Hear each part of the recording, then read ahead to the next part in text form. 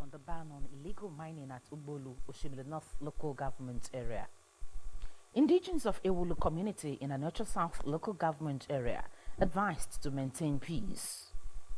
Nigeria Labour Congress vows to mobilize citizens for a nationwide protest if federal government proceeds with its proposed electricity tariff hike. Abroad, a world's most prolific blood donor, Mr. James Harrison, is dead.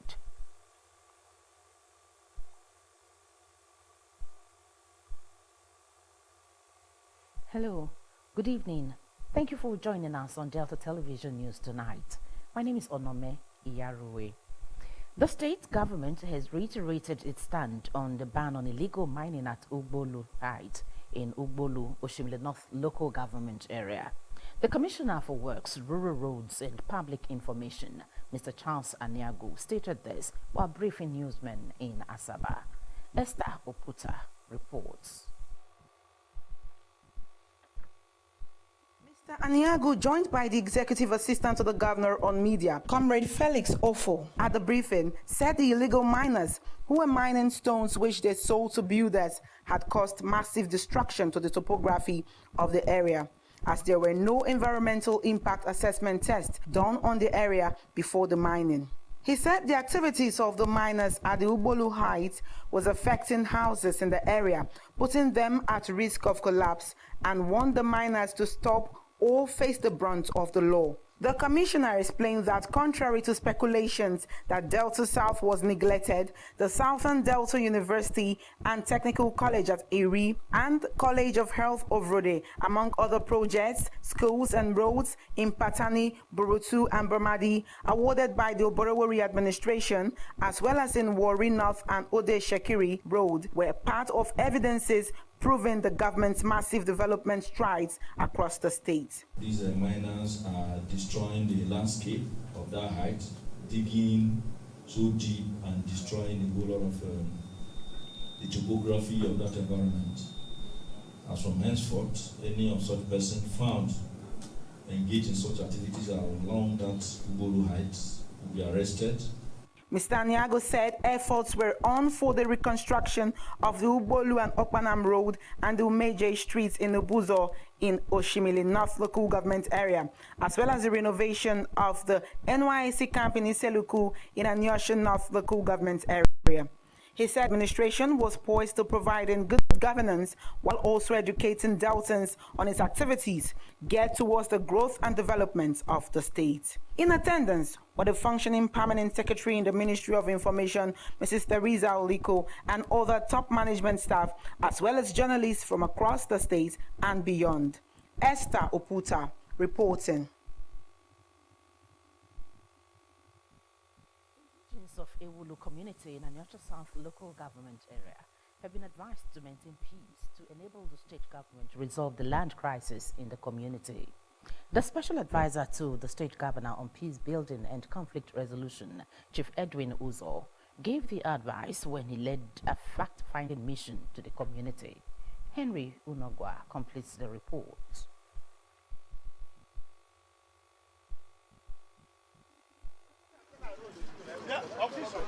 Chief Uzo said the fact-finding mission was against the backdrop of a previous meeting held with members of the community over alleged sales of community land by some stakeholders. He said the state governor, the Right Honorable Sheriff Oborowori, has zero tolerance for crisis and has sent the peace team on the mission to ensure a peaceful resolution to the matter. The special advisor said information gathered from the people would assist the peace team in arriving at a lasting solution to the crisis, adding that the farmland in question had been visited while promising to ensure that peace was restored. Allegations were laid over sales of land of the community land by the traditional heads. Yeah, we cannot nip it directly on traditional land. We are doing investigation. At the end of the investigation, we will know those who are involved in the sales with the developer. The peace team made up of the Commissioner for Youth Development, Mr. Tango Trakirowe, and representatives of various groups in the community, comprising chiefs, women, farmers, and elders, made their input to guide the Delta State pilgrims to the Holy Land led by the Commissioner for Special Duties, Honorable Ejiro Itagerure, today commenced a tour of historical sites mentioned in the Bible. The team members were at the markers believed to be where John the Baptist was imprisoned and beheaded by King Herod Antipas, and his head given to a female dancer on a platter in fulfillment of the king's promise. The hilltop is significant in its spiritual relevance to John the Baptist, recorded to have baptized the Lord and Savior, Jesus Christ of Nazareth.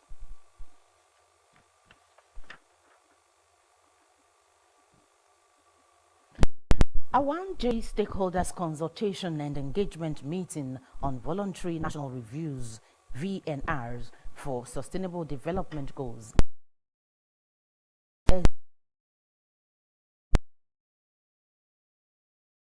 SDGs. Gloria Otolo has details. The chairman of the private sector, SD Daniel Obodo, who declared the training open, stressed the need for collective efforts to end poverty and ensure peace and prosperity for all. The special advisor to the governor on SDG, Ms. Diana Enoite, called for increased awareness on sustainable development goals while advocating gender equality in all forms. Give its part in terms of the voluntary national review. And when I think about that, and I see that as a directorate, when we think about the story, it's about storytelling. No matter how much good work you have done, if people don't know about it, then you have not done it. That's really what this whole thing is about.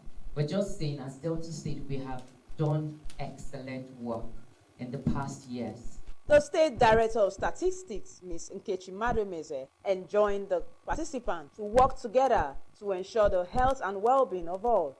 She underscored the need for everyone to be an ambassador of the SDGs and reach out to all groups in the society. People that will tell the story, we will tell our story. Talking about data. Data is the future oil. We all know that we are moving away from oil, and we have discovered during the GDP, we have our own GDP right now in the state, that we have more in the non-oil sector than the oil sector. So you can see the government is doing something. The Acting Director General of SDG Directorate, Mr. Monday Emeyese, urged the private sector SDGs to join hands with the Directorate in ensuring peace and prosperity for all. He said a key responsibility was coordinating stakeholders, monitoring progress, and identifying areas for improvement so that all could work together to achieve a common goal. Let's work together to accelerate progress towards the SDGs in Delta State. The event was attended by stakeholders from all sectors across the states. Gloria Otolo reporting. Success in life's endeavors begins by showing gratitude to God for everything and being obedient to Him. The pastor of the Grace and Progress Family Chapel, Bishop Chuka Agwebo, underscored this today while officiating at the DBS Asaba weekly prayers. The report.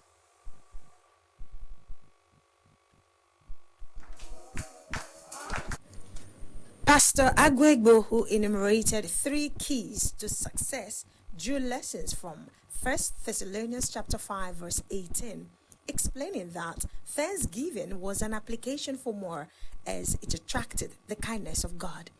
He emphasized obedience to God and to constituted authorities, which is said led to life, citing the biblical example of Naaman, the Syrian general whose initial disobedience to the instructions of Elisha, the prophet, almost led to his being a leper alive. The cleric urged the workers to keep praying for God's undeserved favor. People are very ungrateful to God and ungrateful to human beings that we are alive today. What did you do to enter into marriage? What did you do for God? If you are disobeying God and you are disobeying constituted authority, you can't go far. The prayer meeting featured interventions for the DBS family and songs of praises.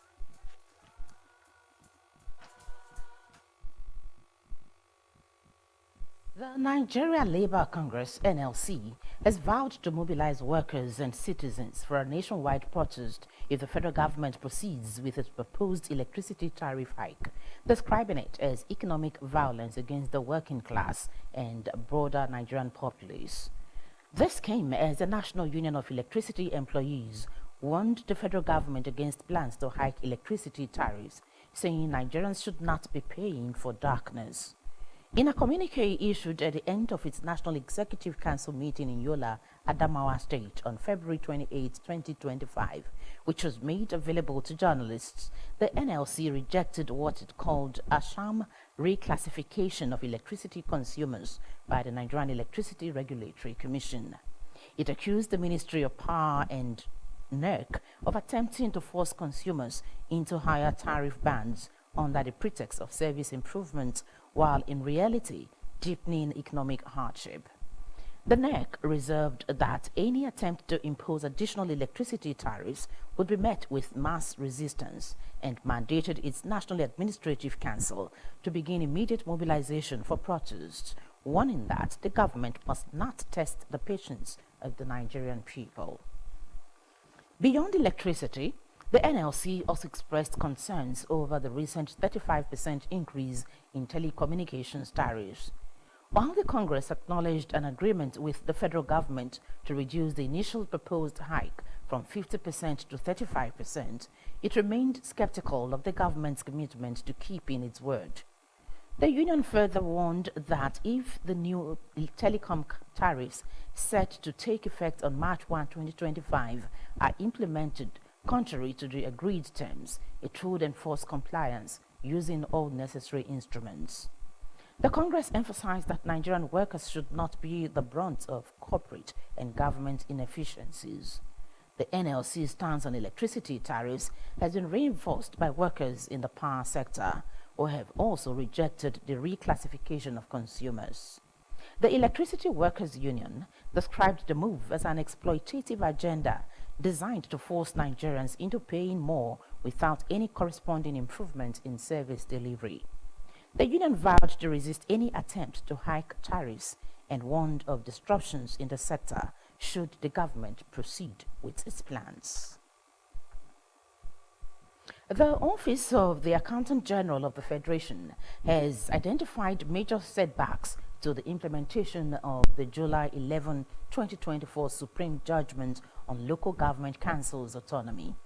According to the government agency, the two major setbacks are the failure of local government areas to submit account details, adding that identifying the local government areas that are democratically elected is a prerequisite for receiving the direct payment. This was contained in the Federation Account Allocation Committee Technical Subcommittee meeting. The meeting was chaired by AGF, Mr. Oluwatoyin Maiden. Meanwhile, the OAGF and Office of the Attorney General of the Federation and Minister of Justice have commenced talks to address the setbacks, according to sources familiar with the matter.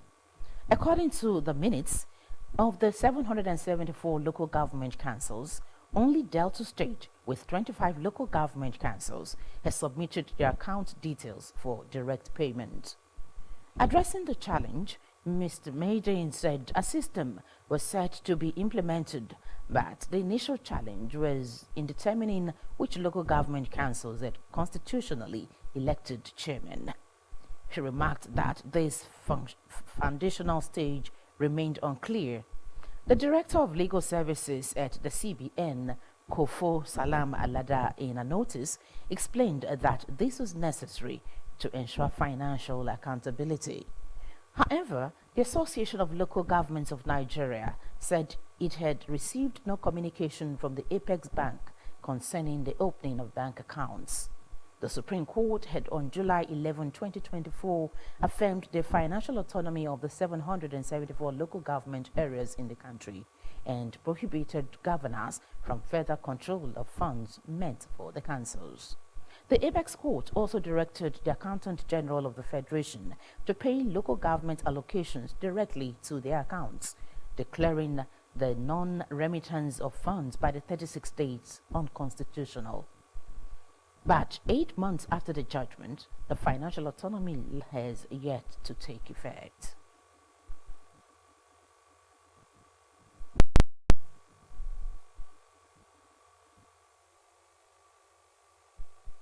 The resubmission of proposals for the creation of new states from March 5 to 26.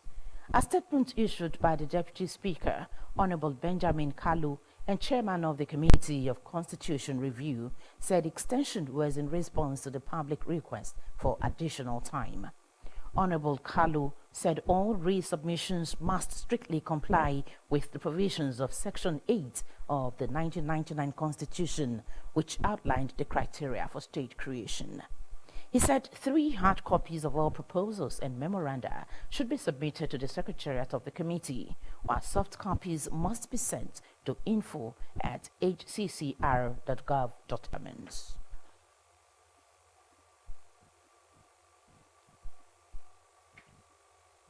The Director General of the National Agency for Food and Drug Administration and Control, NAFDAC, Professor Mojisola Adeyeye, has revealed that she's facing death threats due to her agency's crackdown on major fake drug distribution networks in Kano, Idumota, Yaba, and Onitsha. Despite these threats, Professor Adeyeye remains resolute in a mission to rid Nigerian markets of counterfeit drugs, vowing not to succumb to intimidation. Speaking in Abuja, she emphasized her dedication to public service, recalling how she left a comfortable life in the United States, where she had lived for 37 years, to return to Nigeria for this cause. She stressed that while she exercises caution, the threats would not deter her or her team from their commitment to public health. Professor Adeyeye also recounted the dangers faced by NAFDAC officials, recalling an incident where an officer was brutally attacked during an inspection operation in Onitsha. The chairman of the National Drug Law Enforcement Agency, NDLEA, Brigadier General Buba Marwa, retired, says operatives have arrested a suspected drug baron who has been on the run for 17 years. Speaking at a press conference at the NDLEA headquarters in Abuja, Brigadier General Marwa said 59-year-old Ogbonnaya Kelvin Jeff was arrested at his hideout in the Ojo area of Lagos. The NDLEA boss said operatives of the Special Operations Unit had been on the trail of Mr. Ogbonnaya following an Interpol red notice against him and information from the National Intelligence Service of South Korea. Brigadier General Marwa, retired, said Ogbonnaya Kelvin Jeff was not a typical domestic drug baron, but an international trafficker operating both from Nigeria and abroad. He assured Nigerians of NDLEA's commitment to ensuring that Nigeria does not serve as a base for international drug trafficking operations.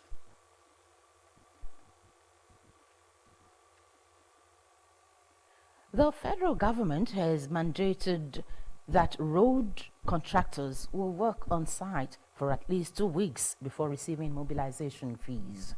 A statement published on the ministry's website said the Minister of Works, Senator David Umahi, announced this during an inspection of the Abuja-Kaduna-Zaria-Kano dual carriageway.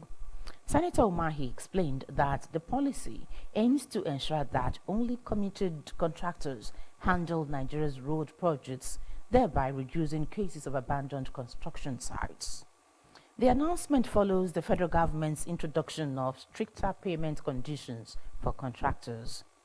Additionally, the statement revealed that Senator Umahi provided updates on the Abuja-Kaduna-Zaria-Kano dual carriageway, a key economic corridor linking Nigeria's northern and southern regions, as well as neighboring countries like Cameroon, Niger, and Benin. He disclosed that the final section of the project, Zaria-Kano, will soon be approved and awarded. The works citing delays as the reason. However, he clarified that the company remained engaged in other federal road projects, including the Bodo-Boni Road and major bridge construction in Lagos. The announcement that road contractors must mobilize to the site at least 2 weeks before receiving mobilization fees follows the federal government's introduction of stricter payment conditions for contractors. Senator Umahi recently unveiled a new policy requiring contractors to provide an active advance payment guarantee, APG, and a valid performance bond before receiving payments from the Ministry of Works.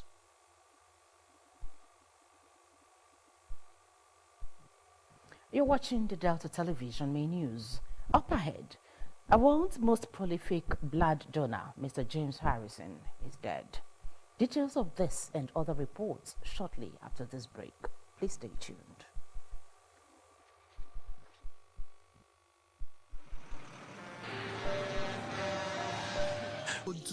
You go begin bae fuel put for your bucket, or you go run far for where the fire go soon come. Now only small time you get to take this wise decision. Waka comot, no, that one no dey enough. Shift, no, that one no dey enough. Stay there dey gist and take pictures with your phone. That's na madness. Run, yes, run comot. Yes, your life depend on wetin you do. The fire go come at once and you no go fit control am. Why? Petrol dey catch fire easily. Why? Na just small spark go start big fire. So no stay there dey think. Run comot quick to save your life. No throw away your life away because of say you wan pack petrol. Take this advice. This informate na from Public Enlightenment Office, Delta Broadcasting Service, Asaba.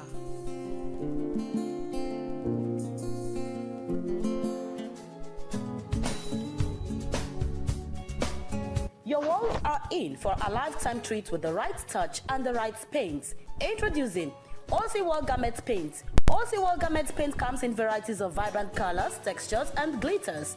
It is fireproof, soundproof, heatproof, and has no bad smell. OC Wall Garment Paint is a long-lasting paint that's very affordable and safe for both residential and commercial purposes. Visit our head office at Block A1205 New Modern International Market, Izinei Junction, Asaba Benin Expressway, Delta State, or call Uche on 0802-700-0337. Enugu State Distributor, The Great Akon Ventures, 11 Timbershade, Abakwa by Nike Lake Road, Enugu State. Telephone 081-484-05940. Nsuka Distributor, Godiswil Plaza, Nsuka, Enugu State. Telephone 0816-120-8661. Anambra State Distributor Office, Otwe Multi-Concept Services, number 18, Mike Nwobo Street, Anambra State. Telephone 0803-936-7472. Lagos Distributor, Sonny Igbanda. Telephone 0803-653-7283. Anayo Global, Lagos. Telephone 0906-897-5528. Other African countries are Benin Republic, Ghana, Liberia, Sierra Leone. OC Wall Garment Paint, beauty, durability, and value.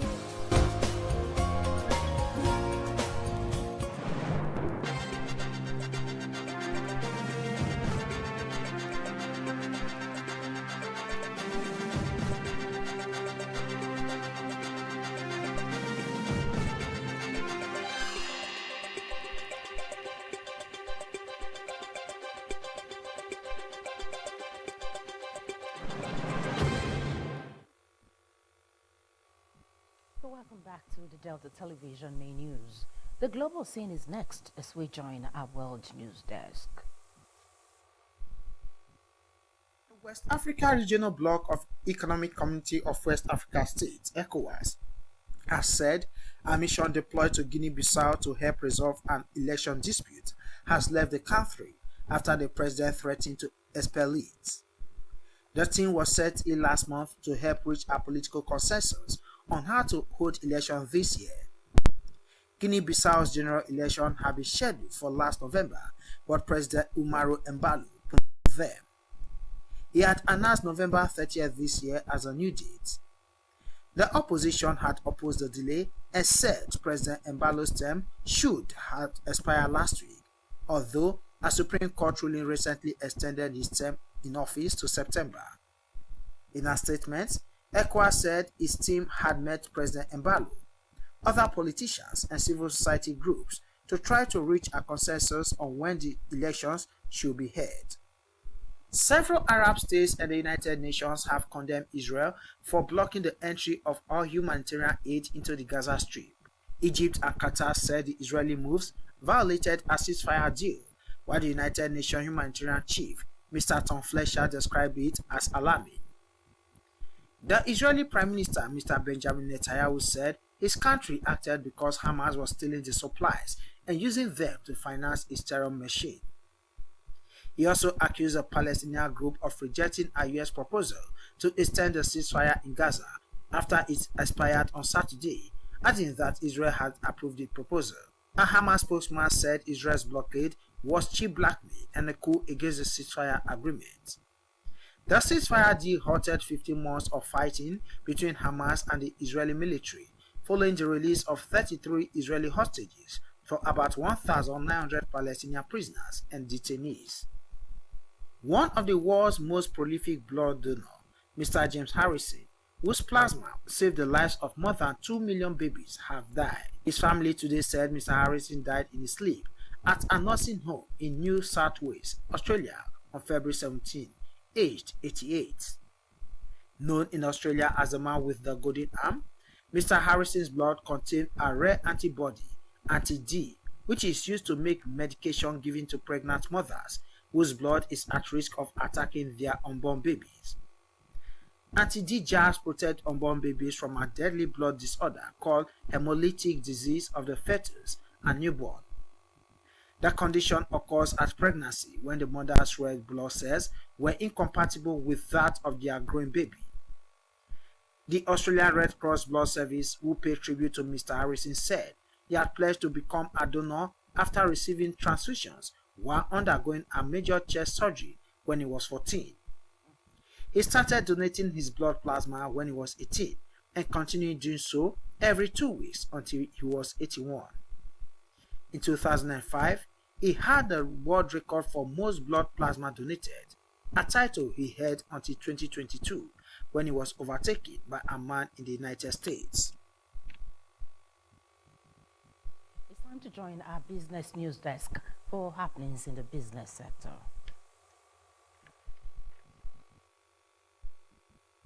The Debt Management Office, DMO, has opened offers for subscription to 2 federal government of Nigeria saving bonds for March 2025 at interest rate of 16.635% and 17.635%. The DMO, in a statement via its handle in Abuja, said the first offer is a 2-year federal government of Nigeria saving bond due on March 12, 2027 at an interest rate of 16.635% per annum.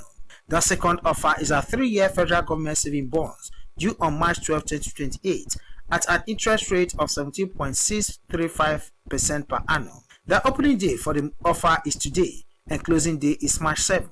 The settlement date is March 12, 2025. While coupon settlement dates are June 12, September 12, December 12, and March 12. It assures that federal government saving bonds are backed by the full faith and credit of the federal government and charged upon the general assets of Nigeria. Just last week, the DMO announced that it raised 1.63 trillion naira from the February 2025 federal government of Nigeria bond auction. This is about 960.060 billion naira, more than the 669.94 billion naira it raised from the January 2025 bond auction. The government plans to borrow about 13 trillion naira from the FGN bonds in 2025 to finance its projected budget deficit. The new automated teller machine ATM charges imposed on Nigerians by the Central Bank of Nigeria came into effect on Saturday.